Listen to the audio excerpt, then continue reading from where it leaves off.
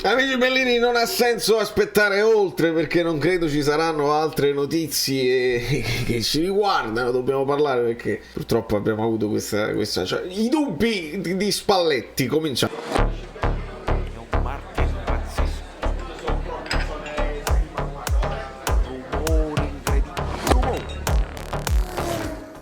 Allora, buona Pasquetta, LP, benvenuto sul canale o benvenuta, non lo so.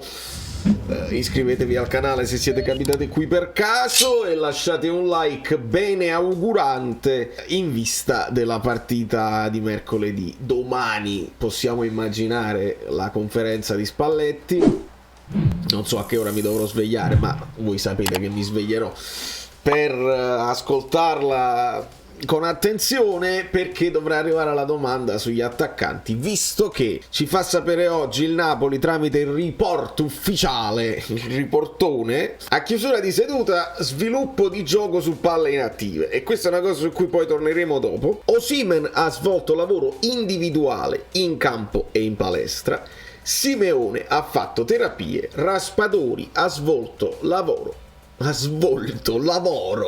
individuale in campo. Ora questa notizia ovviamente ci manda nel panico, ci allarma. Con un Amrabat tattico dobbiamo andare a vedere. Questo è un discorso che di solito si fa in pre-partita, ma è chiaro che ne dobbiamo parlare adesso e dobbiamo vedere quello che sarà la risposta di Spalletti, se ci sarà poi un'altra seduta domani. La prima cosa che vi vorrei dire è che potrebbe essere un precauzionale, visto che una punta ti è rimasta, una punta che già comunque è adattato, o almeno Raspadori è un attaccante atipico, non è proprio un 9, se lo vuoi far lavorare da 9 può lavorare da 9, però non è quel tipo di gioco che ha sviluppato il Napoli nelle ultime 20 partite praticamente. Quindi bisogna ragionare su questo e bisogna ragionare sul fatto che speriamo, magari, capito, non l'hai voluto far, comunque torna da un infortunio, quindi non gli hai voluto far appesantire, non lo sappiamo quali sono le strategie del Napoli. Qualcuno che continua a dire ma è tutta pretattica, tutto a posto, torna Osimhen. Io credo che sia difficile, se comunque continua a svolgere lavoro individuale, non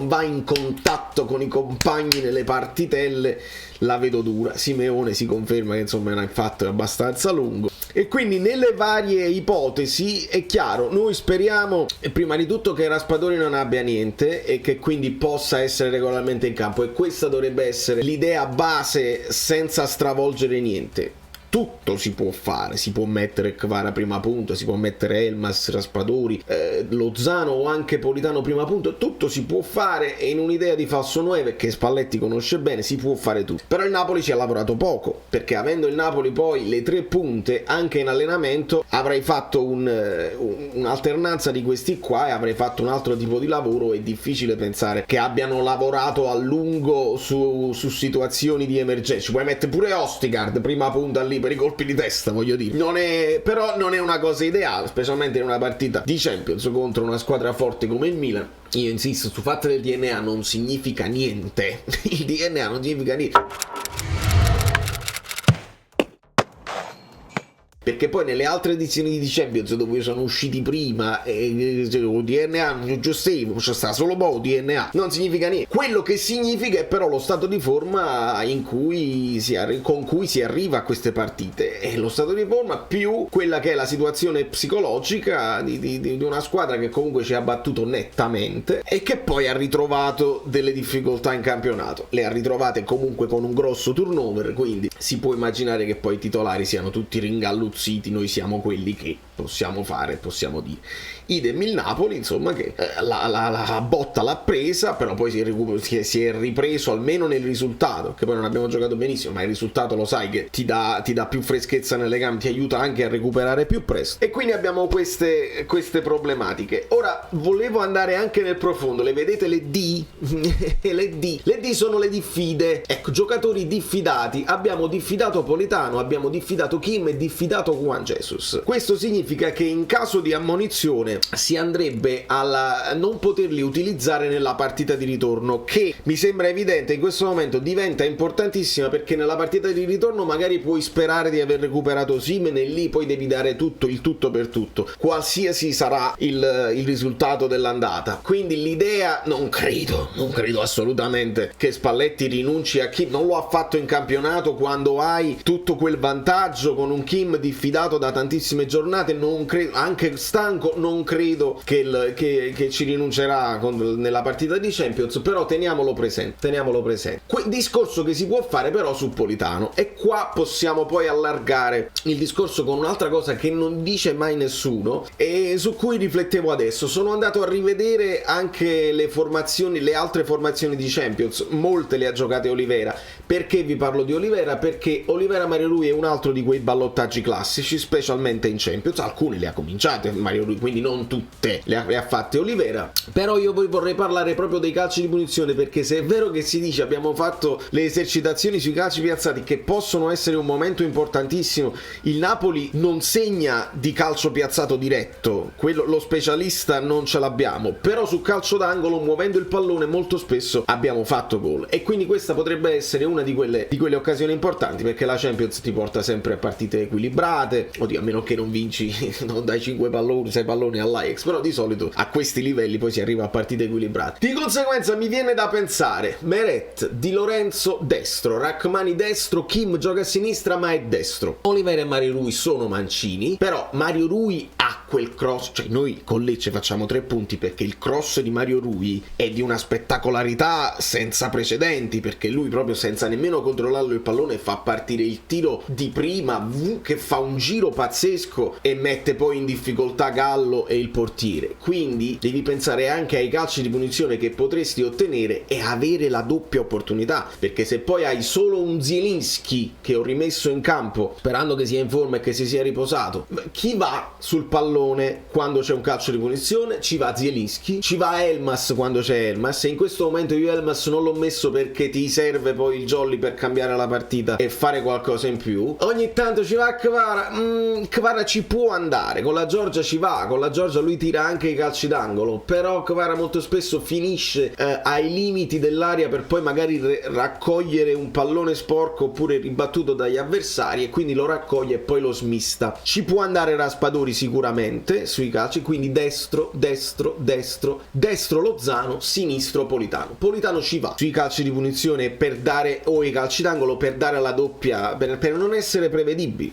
perché se il portiere vede che è un destro a tirare il calcio di punizione già sa che il pallone deve andare a spiovere in un certo modo. Quindi questa è una delle cose secondo me su cui bisognerà ragionare. Se tu metti Oliveira e Lozano, cosa che è successa, quindi non vi dico non lo ha mai fatto perché ci ha pensato in passato, io lo dico adesso, io dico Lucia, ci hai pensato anche a questo, avere qualcosa di più anche sui calci di punizione? Oliveira sì è mancino, però non l'ho visto, non lo ricordo mettersi insieme ai due e tirare calci di punizione con cross, lo sa fare il cross, figuriamo, però da palla ferma senza prendere quello slancio del pallone non lo so se va lui sui calci piazzati e può mettere dei buoni spioventi al centro. Quindi se c'è Lozano potremmo pensare più a Mario Rui, lo voglio pensare così. Ovviamente però devi anche pensare che Mario Rui ti garantisce meno fisicità, che Mario Rui l'ha sofferto lo scontro con Diaz, che però è un piccolino, quindi Mario Rui guardate quanti dubbi deve avere Spalletti in questo momento. Spalletti che però ci ha comunicato quest'anno, dice io prima non dormivo la notte, adesso invece chi scelgo bene e quindi non ci penso più di tanto. Non lo so se questa poi è una cosa su cui dobbiamo fare affidamento e crederci. Quindi Oliveira io lo vedo un po' favorito per dare un po' più di fisicità, però con questa formazione che ho scelto senza pensare alla questione dei mancini, con Lozano che può essere un po' più attaccante, un po' più prima punta di Politano, perdi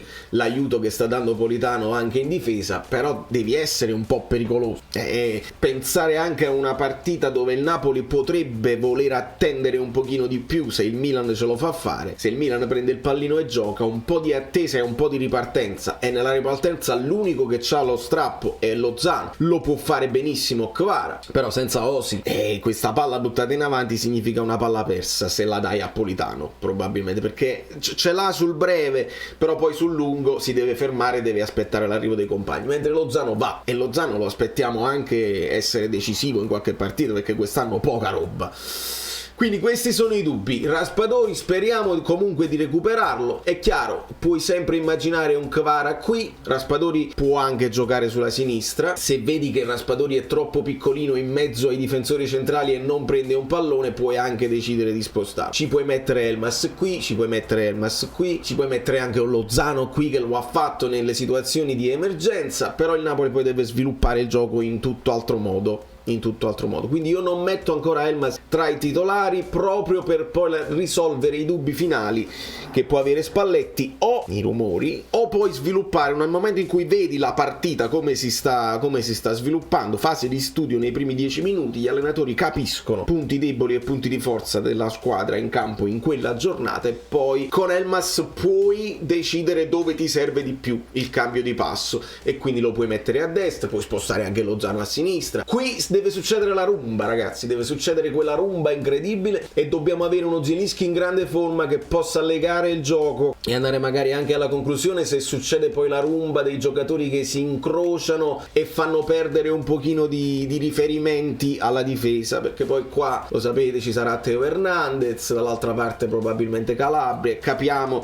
se recuperano Calulo o se gioca Ciao al posto di Kier, questo non lo possiamo sapere ancora, però abbiamo le certezze, abbiamo le solite certezze. Raccamani, Di Lorenzo, credo Kim, Lobotka, Anghissà non credo che saranno toccati, il recupero di Zielinski e questa rumba in attacco. Speriamo che Raspadori veramente non abbia nulla di grave, io non credo, magari te lo porti in panchino Simen giusto per dare un po' di ansia, ma non credo che si voglia rischiare, perché poi diventa poi pesante finire la stagione senza attaccare. Quindi speriamo che Raspadori sia solamente una questione precauzionale, non lo vogliamo fare nemmeno un contrasto in campo, proprio per evitare che ce la mandi buona. E quindi buona Pasquetta a tutti. Sta piovendo, che di solito si piove sempre a Pasquetta, qua è una bella giornata però fa freschetto. Da New York Valerio Fluido è tutto, ci vediamo domani per la conferenza e ne sapremo di più. Staveti bene. Sembra una parrucca, ma non è vero, perché vedi cambia. Ah, ma no, che meraviglia, io me li fai. Sono Saverio Asoli. Dobbiamo arrivare a 20.000 iscritti, di cortesia, perché questo è l'anno. Avete lasciato i like? Niente più, dai, basta, sei cringe. Quante cose.